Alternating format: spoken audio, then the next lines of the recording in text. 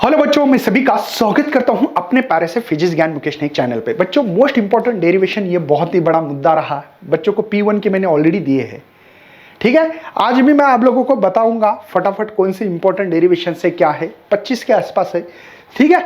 तो यहाँ पे इसके 2 मार्क के लिए और 3 मार्क 4 मार्क के लिए भी डेरिवेशन आ सकते हैं। तो मैंने इसके पहले जो भी चैप्टर थे, इस पूरे चैप्टर का डेरिवेशंस ऑलरेडी आप लोगों को मिले हैं। नहीं मिले हैं तो आज मैं बताऊंगा आपको कहाँ मिलने वाले क्या नहीं, ठीक है ना। तो यहाँ पे आप लोगों को जैसे ही, ठीक है, ये पहला करंट इलेक्ट्रिसिटी, इसमें थोड़ा सा ज्यादा डेरिवेशन है। बच्चों को लगेगा सर इतने सारे डेरिवेशन, लेकिन कुछ चैप्टर में तो 2 ही है, कुछ चैप्टर में तो नहीं के बराबर है। दिखाऊंगा मैं आपको। पहले तो सबसे पहले व्हीटस्टोन ब्रिज करना है आपको, बाद में मीटर ब्रिज करोगे, बाद में compare the EMF of 2 cell. इसमें 2 मेथड्स है बेटा, इंडिविजुअल मेथड और सम एंड डिफरेंस मेथड है। Determine the internal resistance, galvanometer और एमीटर। ये पांचों के पांचों डेरिवेशन बहुत इंपॉर्टेंट है, क्योंकि इस चैप्टर में पांचों क्वेश्चन डेरिवेशन के ऊपर ही डिपेंड है, ठीक है। Magnetic field due to the electric current में magnetic force acting the straight current रहा, स्ट्रेट कंडक्ट रहा, कई मैग्नेटिक फील्ड में रखा। तो आप लोगों ने IBL का भी फार्मूला सुना होगा, देख लेना। एम्पियर सर्किटल लॉ का क्वेश्चन अच्छी तरह से करो।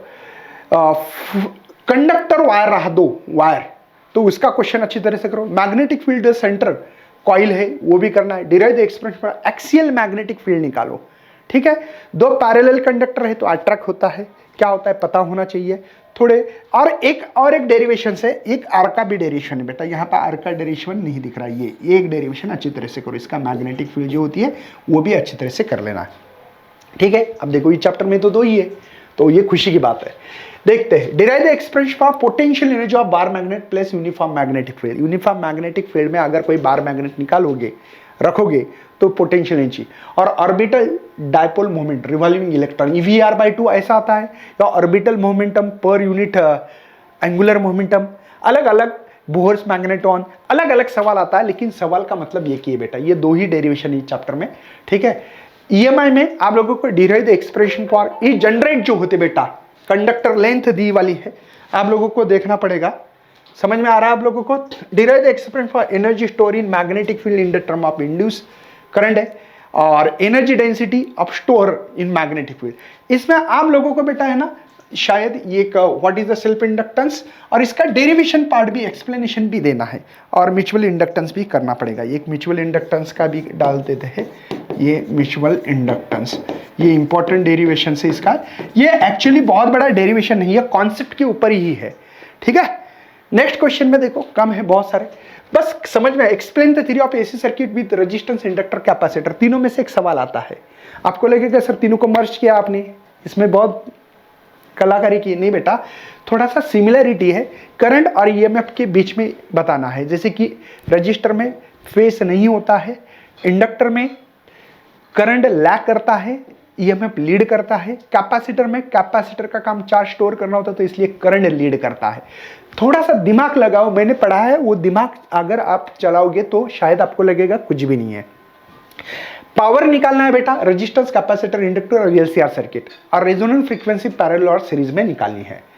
इसमें तो देखो बहुत ही ड्यूअल नेचर ऑफ रेडिएशन में derive the expression de Broglie's wavelength, एक ही डेरिवेशन है। मुझे लगता है lambda is equal to H है ना।